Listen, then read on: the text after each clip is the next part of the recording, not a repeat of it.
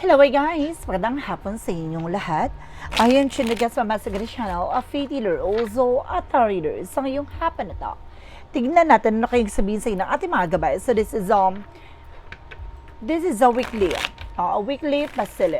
gabay, no, for the month of March 16 hanggang March 22 for the sign of Aries. So Aries, welcome to my channel. Ano kayang messages, advices, ang spirit guides ang ating masasaga for today's video? Kanino kayang energy or kaganapan sa buhay ng mga Aries signs ang ating mga gilap? So guys, this reading is a general reading lamang, hindi lahat makaka-resonate, kunin lamang po ang makaka-relate sa inyo. And comment down below kung kaninong energy ang ating nasagot. And don't forget to like and subscribe my channel and hit ko siya for more videos update.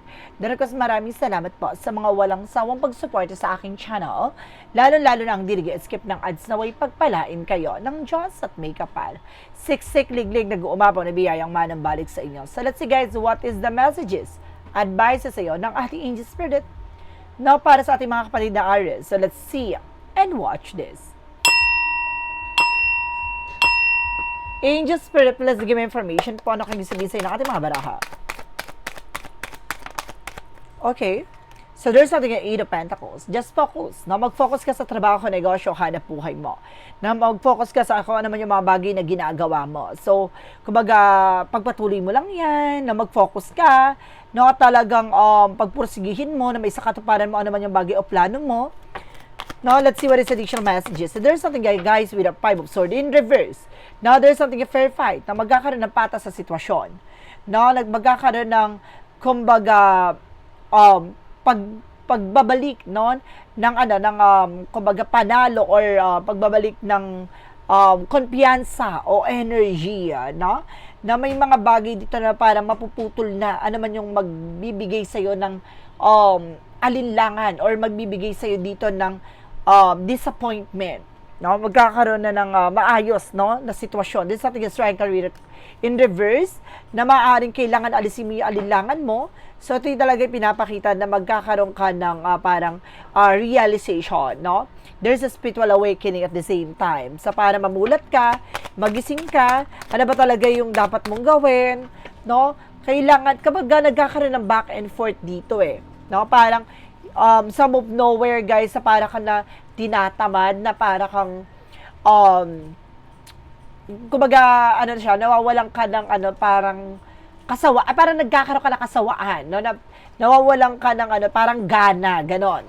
And of course, something guys with the temperance, something of perfect timing, no? Balance. Kailangan mo maging balance dito at may mga bagay talaga na nakalaan para dito. No, may healing din na mangyayari dito. Kailangan mong kumalma, huwag kang magmadali, kaya mabilis kang mapagod at mabilis kang magsawa dahil minamadali mo ang bawat eksena. So, kailangan mong namnamin, no? Kailangan mong enjoyin yung moment na yan. Kaya sinasabi na mag-focus ka, kailangan consistent ka sa bagay na gusto mong gawin. With the King of Pentacles, maging practical ka at the same time. So, maging practical ka at secure ka sa kung naman yung bagay na meron ka na iisipin mo, you are also provider, no? Sa sarili mo, sa family mo. So, may mga bagay dito na kailangan, kumbaga, proteksyonan mo, no? Ang iyong sarili laban sa iyong sarili. So, ganon. So, kung mas maganda, mag-cleanse ka, no? I-cleanse mo yung sarili mo, no? Maligo ka ng may salt, no? There's something guys with a Queen of Wands, by confident. It's all about confianza. So, may mga bagay dito na maaaring magbigay ng kalakasan sa'yo. Alisin lamang ang alinlangan mo. No? Kailangan, alam mo sa sarili mo yung mga bagay na ginagawa mo. So, let's see what is the 8 of Pentacles. There's a Page of Pentacles, there's something invest wisely. So, mag-ingat ka sa lahat ng mga bagay na papasukin mo.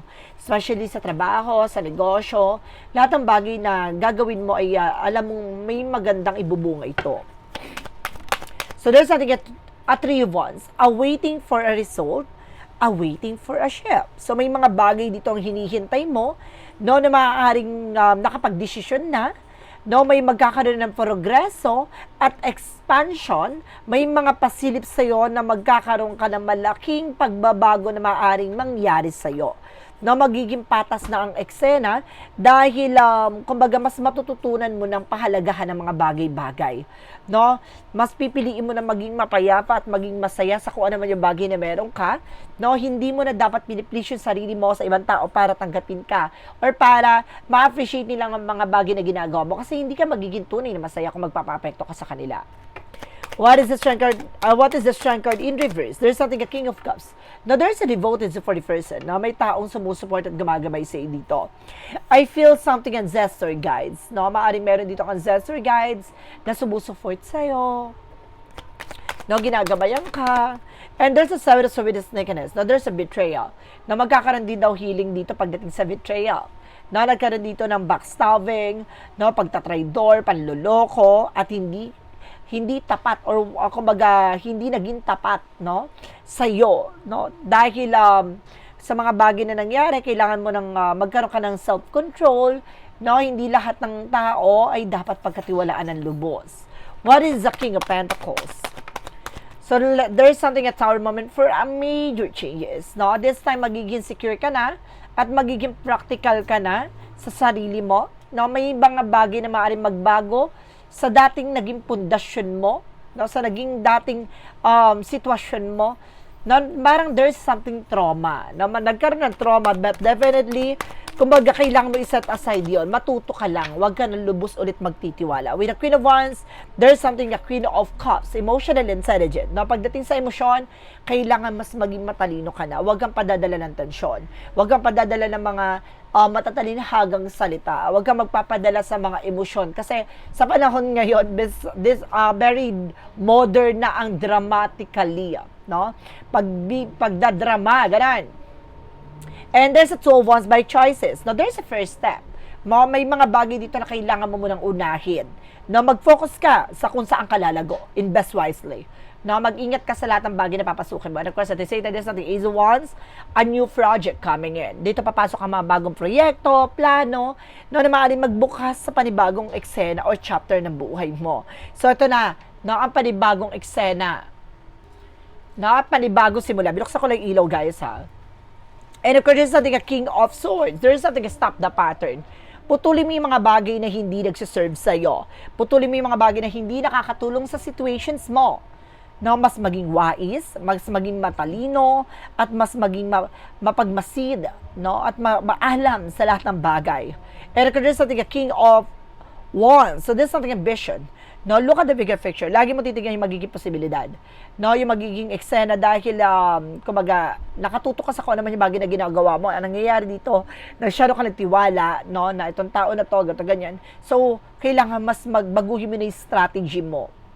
And of course, there's something, a Five of Wands, so something, a complication or competitors, no, mayroon talaga dito na kailangan maging practical ka, no, may managing trauma at nagbigay sa'yo ng mabigat na challenges, no, obstacle sa buhay mo. So this time, guys, no, kumbaga mas papakalmahin mo na yung sitwasyon, yung tension, no, mas titignan mo na ang mga bagay-bagay, no, kung ano man yung bagay na magiging posibilidad, no, ano man yung bagay na to ay daan lamang to sa pagbukas sa panibagong chapter ng buhay mo. And there's a Three of Swords, something, a heartache, no, there's something, a broken, loss, no, kumbaga may mga bagay dito na kailangan mong kumbaga mas maging kalmado, no, yung iyong emosyon. Maraming bagay na nasaktan ka, nabigo ka, pero kailangan lakas mo ang loob mo. There's something, a butterfly. I feel something, there's a butterfly dito na sa bawat mga sakripisyo pinagdaanan mo this past few years, so this past few months, so this past few weeks, isang daan yun upang hubugin ka, no, upang baguhin yung mga bagay na nakasanayan mo na hindi dapat, no, na ganun lang. Kailangan ayusin mo in a good way, in a good matter. So may bagay ka dito na kailangan, kumbaga mas maging no, parang kumbaga secure at the same time, no, kumbaga mas maging maingat ka at kumbaga mabilis ka kasi ma-touch yun mabilis ka ma-touch, mabilis ka magtiwala, no, mababa ang yung kalooban. So gano'n ang nangyayari, kaya ka naaabuso, kaya ka nabibigo, kaya ka nasasaktan, no, gano'n yan. Now, because there's something, guys, for the outcome, there's a Four of Cups in reverse. No, there's something with a new options, no, retreat, clarity, magbibigay ito ng liwanag sa'yo. No, mas pinili mo yung kapayapaan at mas pinili mo yung kaayos sa sitwasyon na to. So ngayon mas magiging matalino ka na sa mga papasukin mong eksena. That's good. And there's something, the full card reverse, no, may mga bagay dito na parang, kumbaga, may paalala, no, may resultang lalabas, may project ng sisimulan. Pero this time, kailangan mas maging maingat ka. Hold back. No, lagi mo titignan na bago mo bitin itong bagay na to sa mga susunod na eksena, kailangan i-secure mo yung magiging eksena mo. Ganon. Kailangan mas maging mautak ka, no? Mas maging aware ka kasi parang lack of direction nangyayari sa dito na parang kumbaga ano lang na parang bahala na gato ganyan ngayong panahon na to o ngayong pagkakataon na to hindi na ganoon ang magiging eksena mo. And there's something a devil card. Ooh. Spicy. There's a toxic and negative energy. So I feel something na parang there's a hypnotized in that, no, with the other side. Meron na nakita dito na parang ginulo yung isipan. It's either you or your person.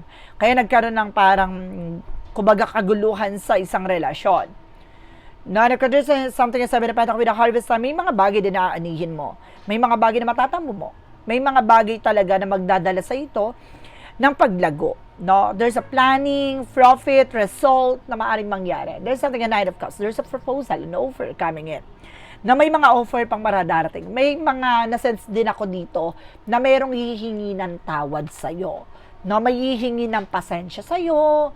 No, matuto ka lang. No, magpatawad ka pero wag ka na ulit magpapabudol pa. Diba, ganun lang yan.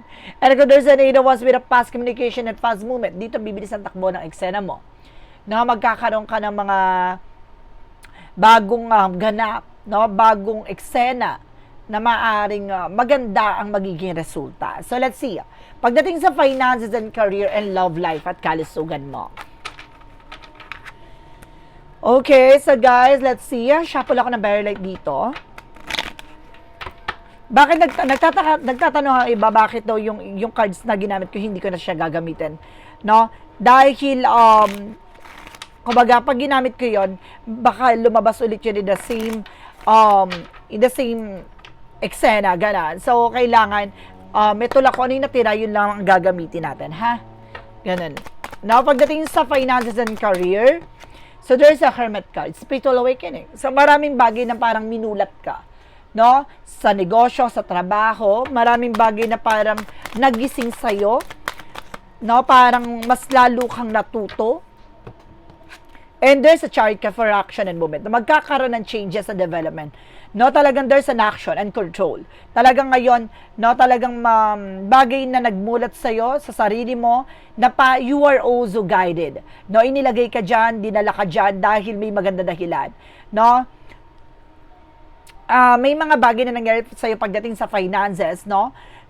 Meron din ako na sense dito na maaring naloko ka, nabudol ka, no? Maaring marami nagsinungaling, tinraidor ka. But definitely, ito yung pagbubukas ng panibagong pintuan na magtutungo sa magandang kinabukasan mo with the Three of Cups. Sa celebration coming in. Na maraming celebration, maraming ganap, at there's a partnership. See? It's all about commitment. No, talagang commitment regarding sa finances and career mo. There's something a Nine of Cups, there's a wish fulfillment, bagay na maaaring unti-unti ng tutuparin at kumbaga makakaramdam ka ng satisfaction, emotional richness, no? Parang hindi mo ma-explain yung emotion mo pagdating sa finances mo. Talaga may tagumpay. No, there's a Knight of Swords. No, mayroong bagay din dito na maaaring nakakaranas ka ng sleepless night, that because of overthinking, no? Dahil sa pag-iisip ng kung ano-anong bagay, ito yung bagay na nag-struggle sa'yo. So, alisin mo yung negative thoughts. No? Kasi parang ayun yung magkakatak na negative sa'yo para kainin ka hanggang sa maging negative yung outcome. Na pagdating sa love life, there's something a wheel of fortune with a turning back. So, talaga yung pinapakita dito, there's something a destiny is yours. No? Ibinabahagi na may taong karapat-dapat, no, para sa'yo. No? May mga taong naging parte ng buhay mo, no? Pero hindi magiging parte na kinabukasan mo. So, ganun siya.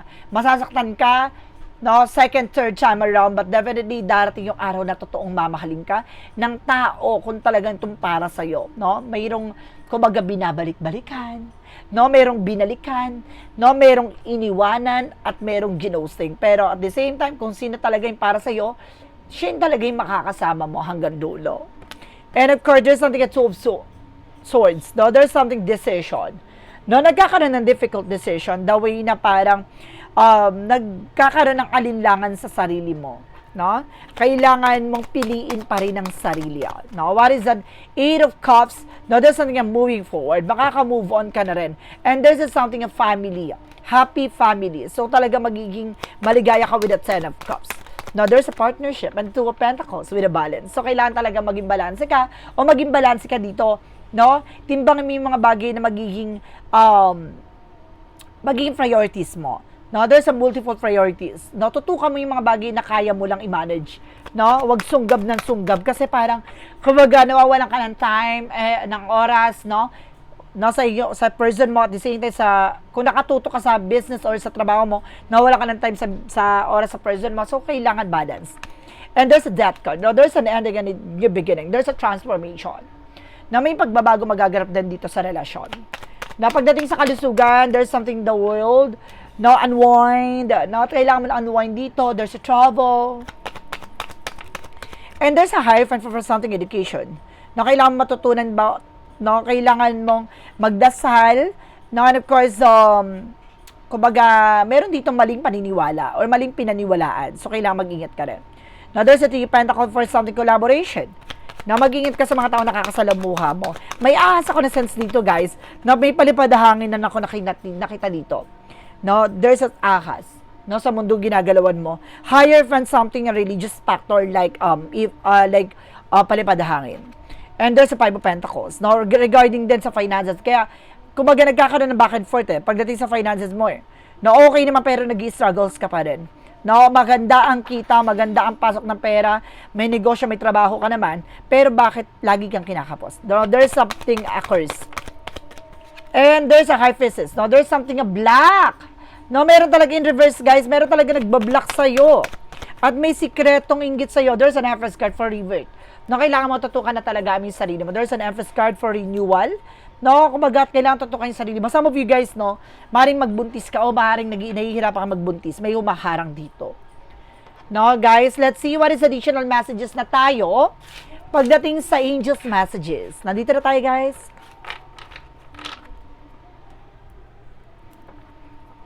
With the magical fire messages, advices for you. Na-miss niyo ba ako, guys? Kung na-miss niyo yung reading ko, please comment down below, no? Para mabasa ko naman niya. There's a travel. Double clarification na may travel ka talaga. And there's an autumn. Wow, may harvest time talaga. So, talaga may pag-aani, no? May pag-aani talaga na matatamo mo. Kumapit ka. Higpitan mo yung kapit na yan, guys. No, this is something feminine. May babae talaga dito. I feel something may babae dito, guys, na gumagambala sa'yo. It's not ordinary evil eye. There's a curses. And there's a guarded, close off. Now, protection mo yung sarili mo dito. Forcing curiosities. And there's a reveal, the artist, the drama. Ay, may babae daw dito magaling mag-drama na parang gumaganti to or parang may sama ng loob or something. And there's a rise. Don't you want? There's a butterfly, di ba? Sabi ko sa'yo kanina, parang nakakita ko ng butterfly. There's a rise. Rising from the ashes, mamumukadkad, or maaaring magkaroon ng evolution, transformation sa buhay mo. For Romance Angels, for a Mystic Love Oracle deck, represent guys with a soulmate. Oh, soulmate kina-person mo. Wow. And there's a music. Makakatulong ang music for healing energy. So, may everlasting promises dito, guys. No, talagang itong person may makakasama mo hanggang dulo, no matter what. No, dahil naman yung bagay na pinagdaanan nyo, no, naranasan nyo, at the end of the time, talagang mamamayagpag ang pagmamahal. Our Romance Angels are helping you. Even sa ating mga gabay, no, ginagabayan daw kayo ng ating mga angel spirit with Romance Angels. What is a Jesus-loving quote said? Pray always. So, pinapakita at sinasabi ng ating Panginoon with Jesus, magdasal palagi, no? Humingi ng gabay, humingi ng patawad, at humingi ng proteksyon, no? Na mailayo, na magabayan ka, at daling ka sa karapat-dapat at mas magandang pangyayari sa buhay mo. Alisin yung negatibo, tanggalin yung mga taong hindi makakatulong sa'yo, at yung mga taong makakasira ng eksena mo. So, guys, maraming salamat po. This is something a weekly gabay. Now, weekly gabay for the month of March 16 hanggang March 22 for the sign of Aries. Aries. Maraming salamat for this wonderful reading. So, once again, this reading is a general reading lamang, hindi lahat makaka-resonate. Kunin lang ang makaka-relate sa inyo. And comment down below kung kaninong energy ang ating nasagot. And because don't forget to like and subscribe my channel. And hit ko siya ba for more videos update. Diyos, maraming salamat po sa mga walang sawang pag-support sa aking channel, lalo-lalo nang dirigeskip ng adsaway pagpalain kayo. Ng Diyos at may kapal, siksik, liglig na guumapaw na biyayang manumbalik sa inyo. Maraming salamat guys, and see you in the next video. Bye-bye, and babush!